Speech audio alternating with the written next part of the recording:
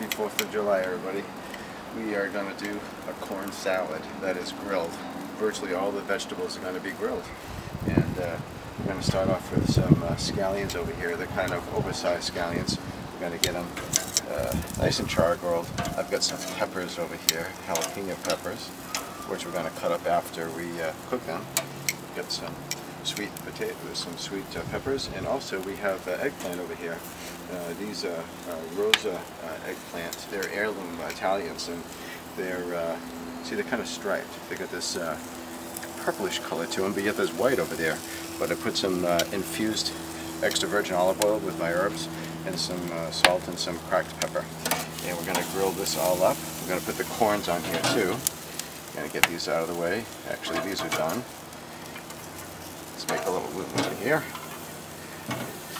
I'm going to get these and put these on my grilled beans over here, which I just did previous to this. And looks like we're going to be, once the corn is ready, ready to put it all together. And we're going to add a few little spices to that. That's going to be delicious, a little piece of heaven. And after that, we're going to grill our chicken that's been marinating for 2 days, as well as the sirloin wrapped in bacon on a skewer. All right, see you in a little bit. Alright, so we've taken some of the stuff off the grill over here, and we're starting to put it together in a big bowl. And I mean a big bowl. I don't know if you saw some of my last few episodes, but you start off with what you think is going to be a big bowl, and it never ends up being a big bowl because you're crammed up trying to get everything done in it. So in this bowl over here, I have the fresh beans, the bush beans over here, and right next to it is the sweet potato. That's got a sweet pepper. It's got a fantastic color to it. That's the yellow and the red one. And then we have the scallions right next to it. And the next thing is the corn on the grill. And once we take the corn off the grill and it's caramelized nicely, I basically shuck it, put it right on the grill so that the natural sugars are going to caramelize. And we're going to take the corn off with a knife. We're going to mix that in. Then we're going to add some magic to it to make it our corn salad. It's going to be a little bit of lime. It's going to be a little extra virgin olive oil. This is the one that I infused with my herbs, some fresh cracked pepper, a little bit of salt, and a little bit of ginger.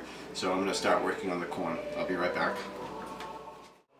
Okay, now we're working on our meat portion of this meal, where I have the marinated chicken, and I had it cut into thin strips, marinating for a couple of days. Once again, chicken really takes a lot to marinate, and I love the intense flavor anyway. And I'm wrapping it with about a half a slice of bacon. You just break it off. You put it right on the skewer. That's pretty easy, huh? So I rolled up a piece, once again, of chicken coming from the marinade. Just roll it up in bacon, and you throw it right on the skewer. And we're going to throw that on the grill in just a few minutes with also my marinated meat. All right.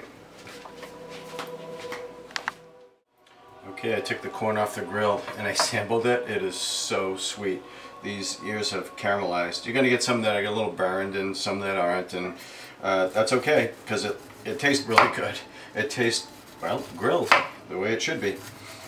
And it comes off really easy. You just stand it on one end, get a nice sharp knife, and just bring it down and take it off the cob.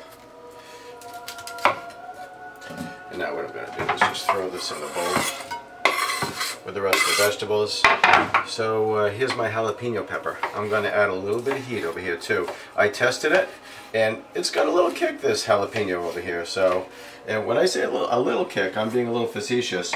You never know with peppers. Sometimes they're milder, sometimes they're hotter. You have to try it before you put it in a recipe because sometimes they have almost no heat. But this one has a fair kick to it. A little bit of lime. And sometimes when you rub it like this, pound it out a little bit, you're going to get a little bit more juice out of the deal. So, but before I do that, I'm going to put a little zest into it. I love the zest of a lime or lemon or even orange.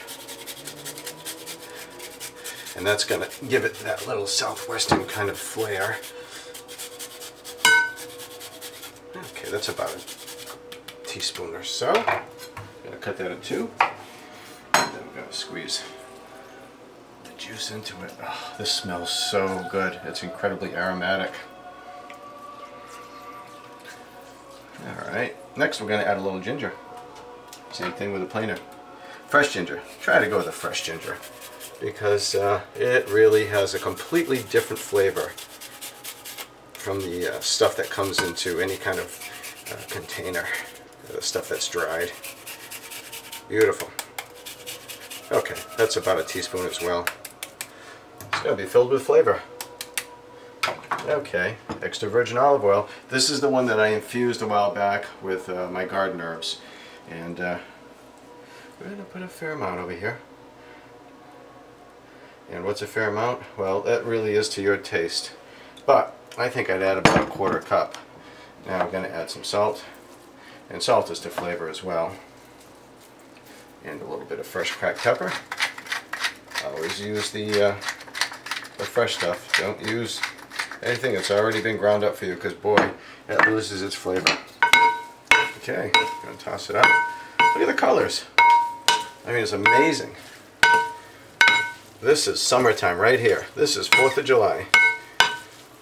This says barbecue all over it. Oh, we're gonna have the meat with this, and this will be our side dish. Fantastic.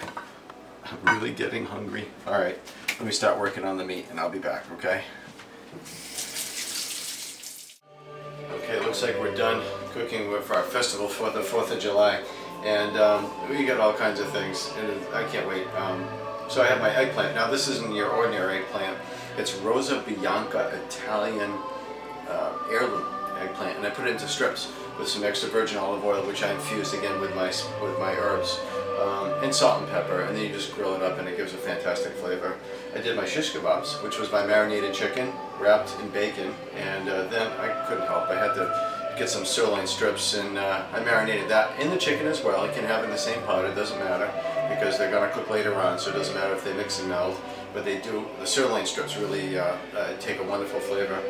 And then again, we have our corn salad over here, which I wanted to try a little bit.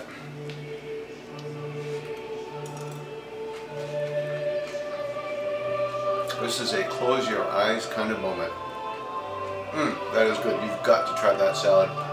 You've got all kinds of vegetables from the garden, and it's just an amazing burst of flavor. I'll put the recipe on the website for you. And you have to top it off with a little bit of wine. A Bacchus loaded down. It's a 1979. I only have 2 bottles left. And I finished this one. This is the other one. I got that one a long time ago. It's been aging. It's not necessarily the kind of wine that can age, but it's still history in the bottle, and it's going to be light and refreshing for something like this in the summertime. So good eating to everybody. Take care.